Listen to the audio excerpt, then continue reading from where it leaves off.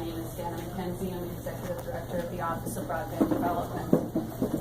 My understanding is today's goals were just to provide you with a brief review of the office activities with a specific focus on the grant program in order to help you inform your discussions going forward. And so my comments are brief, and I'm happy to answer any specific questions to take a deeper dive as is necessary for us.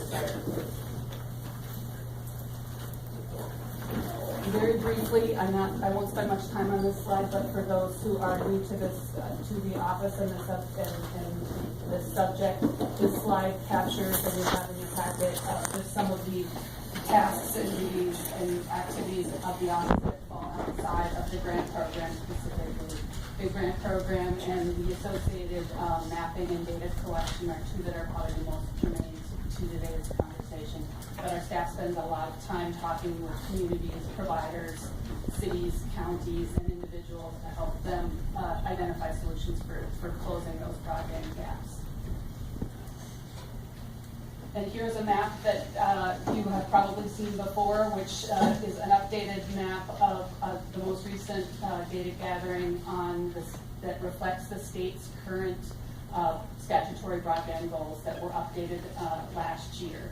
And with those being a 2023 goal of reaching all homes and businesses with a service of 25 megabits down by 3 megabits up, and a 2026 goal of reaching all homes and businesses with 100 meg down by 20 meg up. You'll see the pink areas are those areas that are defined as unserved using those definitions. The lavender areas are those that are the underserved, which means they meet that 25.3 definition, but they don't meet that 100 by 20.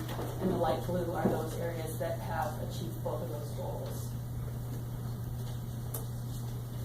This next map is, when I've come before, we typically use a heat map to show percentage of households served at goal speed, and we've done it by county in the past. One of the things that was identified as problematic, particularly in counties that had large population centers, is that the information for the remainder of the county was skewed.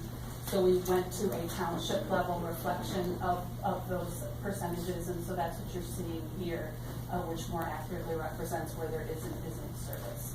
The other thing to note on this slide is with current estimates of households and the current definition is we estimate about 209,000 households statewide still do not meet that first 2022 goal. Very briefly, this is just a quick, we don't spend a lot of time on this at this stage of the game because policy is focused on that first goal.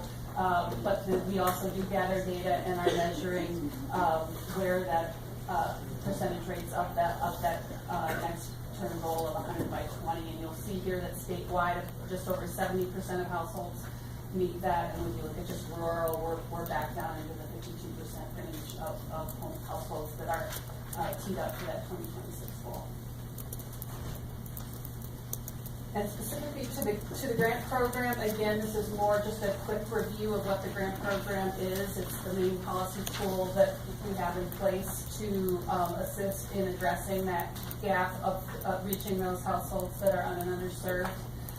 It is specifically targeted as an incentive grant to help close the capital gap in those areas of the state where traditional financial models have not prevailed in bringing service into those areas on their own. And so the funding is targeted solely at the capital costs of bringing broadband network components into those areas. Some of the things I get asked about whether or not this grant covers are things like adoption activities, in other words, teaching people the value of internet so that they would buy internet. Those pieces are not covered by this program. And another one is telephone and video service that often come along on these networks. This program does not fund those components of the network. And here, probably the thing that I'm asked most about this week is the announcements that were just recently made as far as round 3 is concerned of the grant program. As you see here, we announced a total of 42 applications were able to be funded with the approximately $34 million available from last year's appropriation into this program. There were 62 applications in total, $55 million in requests. We attracted with those applications over $40 million in public or in private and local matching funds to be paired with the state funds. And then you'll see here we're projecting, based on the applications, roughly 19,000 households and businesses and anchor institutions will be served with those investments. The next couple of lines on that slide, I'm capturing several points that I know have been points of interest and may come up in your policy discussion, is the breakdown between unserved and underserved. You'll see the large majority of those passings in this round will be for unserved, with a relatively small amount of going to the underserved. And as a reminder, refresher, there last year it was determined to set aside $5 million as being eligible for underserved applications. We in fact only saw about $2.6 million in applications for that category, and ended up funding about $1.9 million in applications. And I can take a deeper dive into some of the details on that if you're interested, but at this point I'll keep going. And then the third chunk that is where our questions are coming up policy-wise is the challenge process. The challenge process was executed as outlined in law.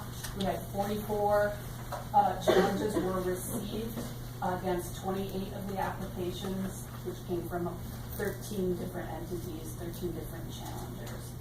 And so that it was utilized, and half a dozen of those challenges did result in an otherwise viable projects not moving forward because there was a credible claim that service either was already there or is planned to be constructed within the time frame outlined in law.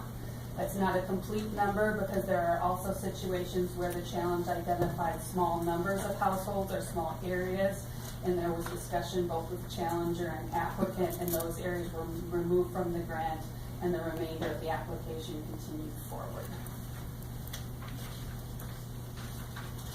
And then just very briefly, this is an aggregate of all 3 years of investment. The map shows that there was good geographic diversity dispersion, both in applications and awards, and you'll see the totals there. The one piece of information that we haven't touched on yet is the bottom number here. 19 of the 31 projects from round 1 and 2 are functionally complete with 95 to 100% construction. We don't have data and numbers on outcomes yet. That's just starting to come in because those projects are being formally closed out now. But we are seeing those projects progress and complete. I show this one just to warm up the numbers just a little bit. It reminds people of what types of activities this is actually funding. The top slide is a young man up in the northwest part of the state, chest deep in a swamp, making sure that a fiber line gets to where it needs to go. And the bottom one is a photo from one of our site visits that reminds us why Rock County is called Rock County. I don't know, I still don't like the top photo. Less. And then one of the things that I will share with you that you are interested in was the selection process. It's detailed and has multiple components, and we could spend a lot of time going into this. This slide is dense. I put the detail here to prompt questions if you have them. This is a stack of components that our program deals with, from the RFP all the way through the award process. And a number of the milestones within that stack are dictated through the legislation. So I have a couple questions here.